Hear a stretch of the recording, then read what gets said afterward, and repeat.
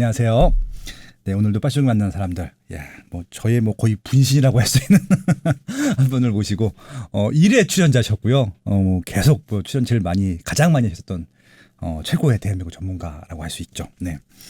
아무튼 지금 대한민국 내 집 마련을 위해서 가장 열심히 활동해 주고 계신 IMF 정지영 대표님 모셨습니다. 네, 안녕하십니까?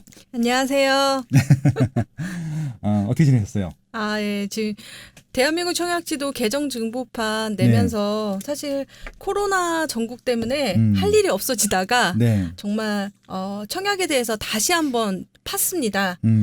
너무 많이 바뀌었더라고요.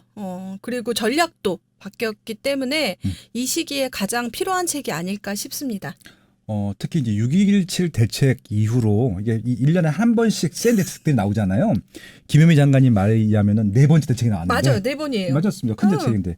제 용어로는 한 번 나온 거예요. 그래서 후속돼서 지지드리고. 전 8.2 대책 이후로는 새로운 게 없다고 생각하고 그렇네요. 8.2 대책 이후로는 새로운 게 없어요. 맞아요. 새로운 게 없네요. 예. 아무튼 이제 6.17 대책이 올해 2020년 대표 대책으로 나왔었는데 결국 주목해야 될 부동산 상품이라고 하면은 내 집 마련일 거고 네. 내 집 마련에서 최고의 전략은 청약이잖아요. 네. 그래서 아마 진짜 지금 가장 필요한 부동산 전략이 담긴 책이 아닐까. 일단은 그렇게 좀 저도 지금 다시 한번 말씀드려보고요.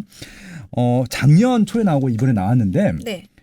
지금 어떤 부분들이 좀 달라졌나요? 그러니까 지금 9.13 이후로 바뀐 것들에 대해서 업데이트를 했고요. 네. 그리고 지금 변화하는 게 너무 많이 변했던 시장을 뭐냐면 서울에 집중돼 있던 수도권에 집중돼 있던 시장이 이제 중소도시, 광역시로 이제 청약 열기가 퍼지면서 사람들에 대해서 분양권이라는 거에 대해서 관심이 되게 많아졌거든요. 네.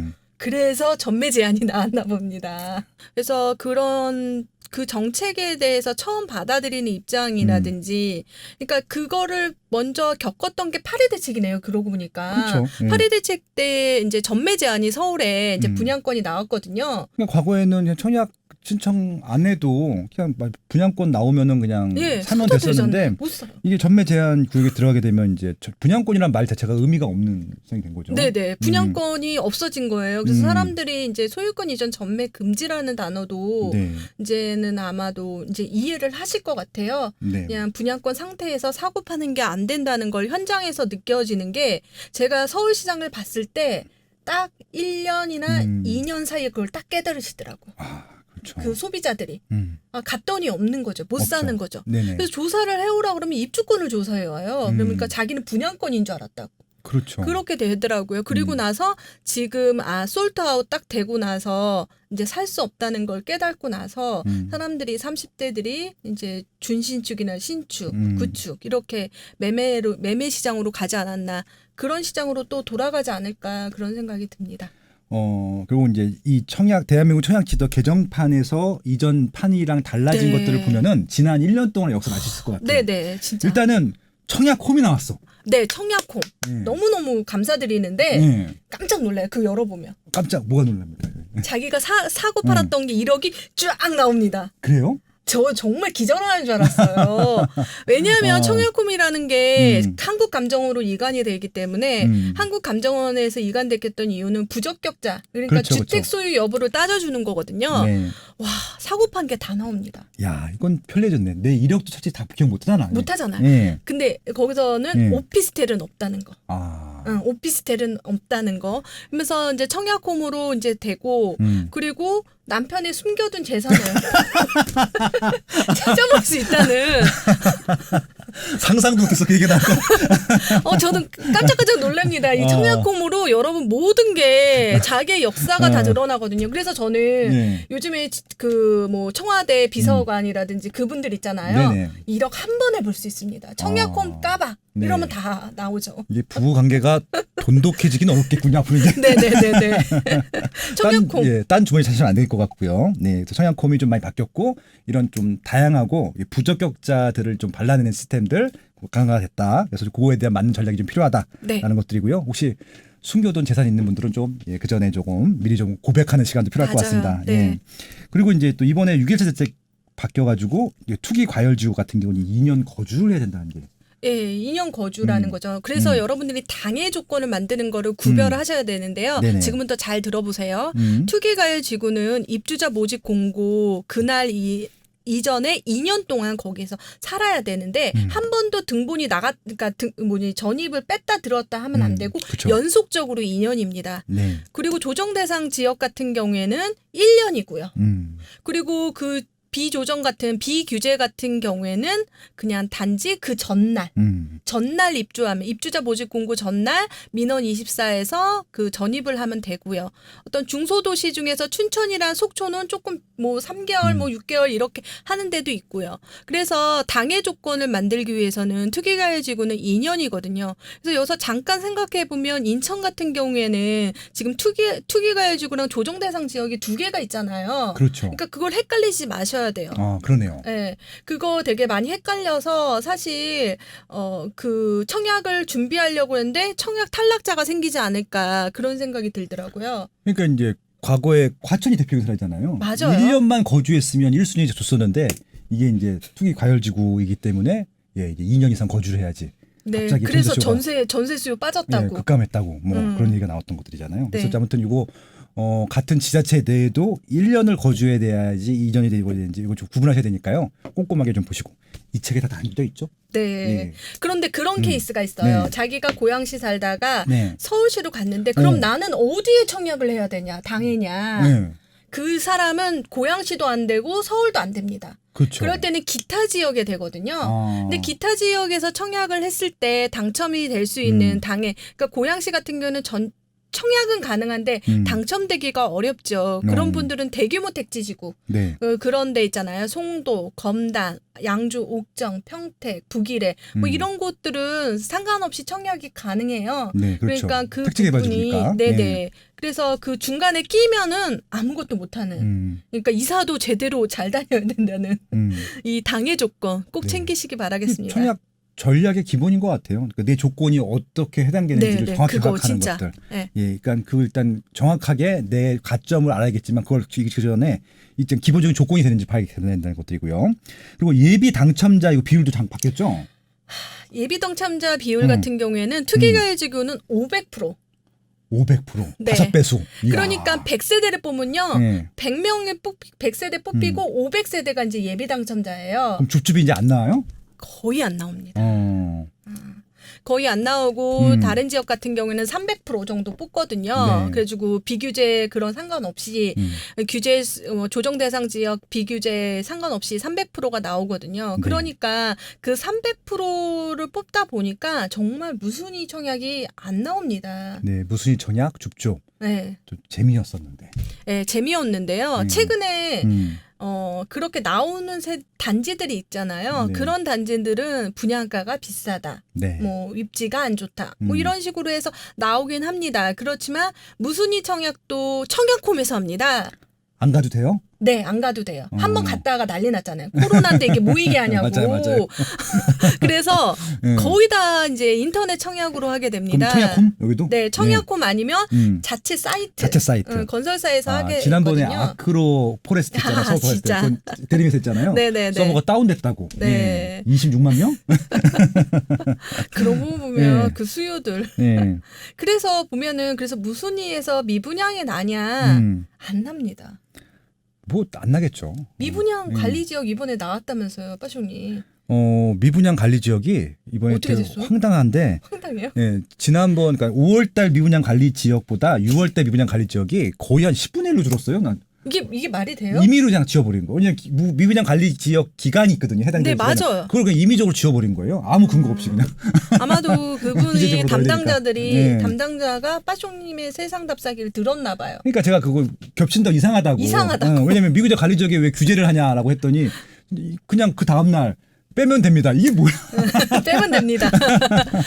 근데 이제 그게 현장에서도 느껴져요. 사실 진짜 뺀 거는 맞는 것 같아요. 왜냐하면은 지금 거의 이제 줍줍 되어 있는 미분양 이제 중소도시 같은 경우에도 법인이 다 주워갈 수 있게 그렇죠. 법인 줍줍이라는 용어가 생길 정도로 법인 같은 경우는 중도금 대출이 안 나오는데 어떻게 가져가냐 봤더니 계약금을 내고 90%는 잔금으로 가져가는 거예요. 그렇죠. 그러면 대출을 안 내기 때문에 법인들에게 물건을 주는 경우가 많았거든요. 네네. 그래서 거의 미분양을 해소합니다. 그래서 전략적으로 법인한테 이제 그 홍보를 해가지고 법인들이 한순간에 다 싹 쓸어가는 지금 분양 같은 경우는 미분양이 정말 어느 정도는 있어야 되는데 아예 사라지고 있는 형국이죠.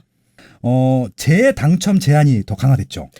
재당첨 제한 같은 경우는 투기가요지구라든지 대규모 택지, 양주 옥정이라든지 네. 평택 고덕 신도시를 포함해서 얘기를 하는 겁니다. 10년 전매 제한으로 됐습니다. 거의 그러니까 학교 한 번 갔다가 다시 재입학하고 싶으면 10년 동안 입학이 안 된다는 그렇게 해석하시면 이해가 빠르십니다. 일단 초등학교 때 가서 뭐 고등학교 때까지 살아야 되는 뭐 그런 거잖아요. 어머머머 예. 진짜네. 청약통장 그래서 해지하시는 분들도 있는데 그냥 그래도 꼭 청약 1일 1통장 네. 해놓으시면 이게 계속 바뀌어요. 법이라는 게. 그리고 보통 이제 제가 주거실태 조사를 많이 해봤었는데 한 번 자가로 들어가게 되면은 새 아파트 같은 경우는 한 10.2년 정도 살더라고요. 맞아요. 그럼 뭐 그 기간 동안 사는 그 거니까. 기간 동안 사는 네. 거니까 그냥 청약통장 같은 경우 이제 재당첨 제한이라고 그러는데 여기서 잠깐 재당첨 제한 같은 경우는 규제 지역에만 해당이 됩니다. 네, 비규제는 해당이 안 되기 때문에 근데 비규제가 없네요. 거기서. 그렇죠. 비규제는 뭐 의미가 없죠. 뭐 이건. 예. 온 나라가 다 규제를 해서 지금 비규제가 없어가지고 우리가 관심 있는 지역들은 찾다 막 다 이러면 규제적이죠. 가평 뭐 이런 쪽인데 거기는 아직 그 분양 예정 물량이 없어가지고 네. 또 찾아야 되죠. 네. 그렇습니다. 전매 제한은 아까 말씀드렸고 이번에 또 고분양 관리 지역. 그러니까 이게 6월 18일 날 나왔다는데 네. 그거까지 받아서 책에 딱 놓고 네. 인쇄했다는 얘기잖아요. 네. 대단합니다, 진짜 고분양가 관리 지역은 이건 넣어야 된다. 이건 청약책이 없으면 안 된다.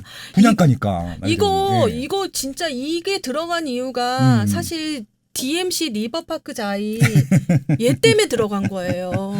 네. 어떤 얘기냐면 네. 너무 비싸다. 고양시 덕양구 네. 예, 덕은동이죠. 덕은지구. 덕은지구. 네. 그러니까 옆에 있는 수색 증산 거기 분양가랑 비슷해질 지경이다. 더 비쌌죠.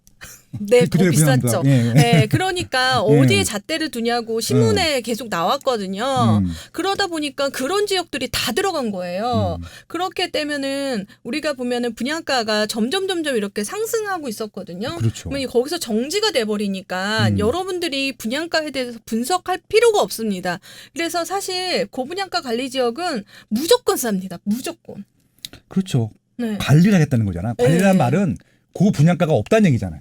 그러니까 진짜 싸니까 여러분들이 청약에 이번이 기회다라고 생각하고 도전해 봤으면 좋겠다. 네. 이거는 진짜 고분양가 관리 지역 같은 경우에는 정말 분양가 상한제보다 더 센 것 같아요. 그렇죠. 제가 예. 분석한 거 이따가 얘기하겠지만 분양가 상한제보다 더 세요. 그렇기 때문에 분양가가 거의 1년 전 가격, 그러니까 만약에 분양됐던 가격이 있다면 거의 조정이 될 수 있다는 거 그거 생각하시면 고분양가 관리 지역 자기가 거기에 거주하거나 청약 당첨의 전략이 있다면 꼭 노리셨으면 좋겠습니다. 네, 그래서 이것도 책에 그 부분은 또 특별히 또 가장 최신판으로 넣었다고 하니까 꼭 한번 챙겨보시도록 하고요. 서울 가점이 변화됐다고 하는데 어떻게 변화됐어요? 서울 가점은 작년에 제가 정리를 해서 이렇게 올렸었거든요. 네. 그런데 이번에 가점 2019년도 가점을 정리해 본 결과 가점이 많이 상승했어요. 상승했지만 그 와중에서도 타입별로 또 구멍이 또 있습니다. 그래요? 가점이. 대부분 사람들이 60점이 넘어야지 당첨이 되죠 라고 얘기했지만 제가 정리해 본 결과 40점대 후반도 당첨이 될 수 있더라고요. 저희가 알만한 단지 중에 있었나요? 네, 40점대 후반에 같은 경우에는 지금 최근에 분양했던 상도역 롯데캐슬이 그거였고요. 제가 그거는 40점대도 당첨이 될 수 있다라고 얘기해서 많은 사람들이 당첨이 됐는데요. 네. 그 이유는 뭐냐면 두 가지입니다. 9억 원 이상 이 분양가로 나오는 경우 그렇죠. 그 부분이 있거든요. 그래서 그 9억 원 이상 같은 경우에는 대부분 그 9억 원 아래에 있는 그 가점보다 10점이 꼭 항상 낮더라고요. 아, 이게 10점 정도 차이가 나는구나. 네네. 이게 중도금 대출 그런 것도. 네, 그렇죠? 중도금 대출 9억 원 이상은 중도금 대출이 안 나오니까. 근데 상도형 롯데캐슬 같은 경우는 특이하게 6개월 뒤에 입주거든요. 후분양이었죠. 네, 후분양이죠. 그러니까 저는 그거를 어떻게 표현하냐면 6개월 전매 가능한 분양권이라고 생각해요. 그렇게 하면 야, 그러네. 네, 그렇게 생각하면 되게 쉽거든요. 근데 그게 이제 비싸잖아요. 네, 그런 비쌌죠. 거죠. 비싸니까 여러분들이 당첨되는 거라고. 그렇죠. 싸면은 절대 당첨이 안 된다고. 그 수요가 더 많아질 테니까. 네, 수요가 많죠. 싸면은 정말 69점의 커트라인이 되고요. 이번에 레미안 엘리니티 같은 경우에도 9억 원 이상 되는 것들은 51점 커트라인이 나왔거든요. 아, 네. 84 D타입 같은 경우. 네. 그러니까 타입도 되게 중요합니다. 그래서 그런 타입에 대한 그 관점이라든지 그런 것들을 생각한다면 여러분들께서 청약에 기회가 많다. 전략적으로 접근하셔라. 이 얘기를 꼭 해드리고 싶습니다. 그러니까 이게 공부를 깊이 해야 돼. 깊이 하다 보면은 무조건 그냥 평균으로 보게 되면은 아, 평균. 예, 평균에 빠지게 되면 지금 말씀하신 대로 그게 안 보일 거 아니야. 타입별로 밑에가 낮은 네네. 것들. 예. 이 평균의 오류가 진짜 많거든요. 네네. 그러니까 헤드라인이 계속 69점이다, 60점대다 막 이러니까 그리고 나는 안 또 된다 생각하는 평균도 거예요. 아니고 항상 또 최고까지 나와 또. 항상. 왜냐하면 그래요. 건설사들이 그거를 되게 좋아하니까. 그리고 이제 뭐 경쟁률이 높다 이런 거는 상관이 없거든요. 네. 내가 당첨되면 되는 거야. 문 닫고 들어가면 돼요. 그렇죠, 그렇죠. 꼴찌라도 괜찮아. 그리고 타입이 중요한 거는 여러분들이 살다 보면 알겠지만 저는 그래요. 그 건물들을 다 치워버리고 그 땅의 가치를 보라고. 아, 땅의 가치. 좋습니다. 예. 그렇게 되면은 빛이 안 들어오는 집이라든지 저 이제 반지하 같은 그런 아파트도 갖고 있거든요. 앞에 옹벽이 있어가지고 네. 거기도 오르더라고요. 오를 때 같이 오르는 겁니다. 네. 거기도 땅이 있는 것들이고 네, 그 땅의 아파트에 있는 가치. 커뮤니티 같이 이용할 수 있는 네, 거고. 맞아요. 예, 그 단지 입주민이잖아요. 그리고 똑같이. 네. 예. 햇빛만 안 들어올 뿐이지.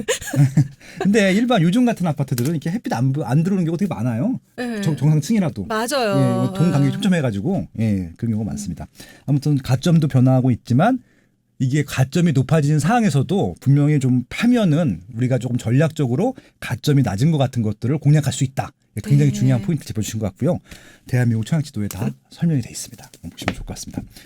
마지막으로 분양 순차적으로 진행된 지역과 아닌 지역이 있다고 하는데 이건 어떤 의미인가요? 제가 이거를 정리하다 보니까 제가 이게 분양 단지를 정리한 지가 한 14년부터 정리를 했거든요. 네. 그래서 제가 여기다가 분양 단지를 막 그 XX 이렇게 지워버리고 분양 순차적으로 잘 됐던 지역 이런 걸 따져봤더니 서울은 진짜 분양을 너무 안 한 거예요. 그러니까 예정돼 있던 순차적으로. 단지 중에서도 분양을 안 한 게 많더라. 너무 많더라고요. 네. 그 지금 그래도 지금 해야 되는데 지금 7월 28일이 데드라인이잖아요. 그 입주자 모집 공고가 그 분양가 상한제 전에 그래서 그 단지들이 작년에 해야 될 단지들이 안 하고 있는 게 상당히 많고요. 그 대표적인 둔촌주공 작년에 다크호스였는데 올해도 다크호스. 다크호스고 네. 내년까지는 안 가겠죠. 올해까지 할 때. 그래서 그런 부분. 네. 그러니까 어떤 지역은 되게 안 돼 있는데 그 인천이라든지 네. 광역시, 지방 광역시는 정말 순차적으로 분양이 너무너무 잘 됐더라고요. 그렇죠, 그렇죠. 인천 같은 경우에는 그런 그 순차적으로 잘 된 시장 있잖아요. 네. 규제가 없음에도 잘 됐던 시장은 네. 상승할 수밖에 없는 거죠. 그렇죠. 건설사들도 아는 거죠. 자기네들이 이렇게 지금 분양하면 잘 될 거라는 거. 그러면 가격이 상승된다는 걸 보이는 게 정말 단지들을 정리한 결과 그런 모습들이 보여가지고 이게 분양 시장을 바라볼 때 뭐 기승전결이 다 보이는구나 그런 네. 생각이 들더라고요. 결국은 순차적으로 분양한 이제 지역들이 있고 아닌 지역이 있는데 서울 같은 경우는 아닌 지역에 포함이 되는데 이게 좀 기본 아이러니하게 그래서 올해 분양받은 사람들한테는 기회가 좀 생긴 게 아닌가. 기회가 이런 생겼어요. 진짜 이거 기다리다 네. 지금 또 뭘 기다리냐면 원베일리도 기다리고 있습니다. 원베일 최고의 아파트. 네. 원베일리도 기다리고 여러 가지 기다리고 있는 거기 때문에 가점이 되신다면 기다리는데 만약에 이게 또 둘 다 뭐 둔촌주공이라 이런 것들이 잘못 이게 되면은 그러니까 후분양으로 간다거나 아니면 뭐 다른 방법으로 뭔가가 되면은 이 기다리다가 안 되는 경우가 많거든요. 네. 그래서 하지만 그래도 최고의 아파트니까 가점을 소유하신 분이라면 기다리는 것도 괜찮다고 생각이 듭니다.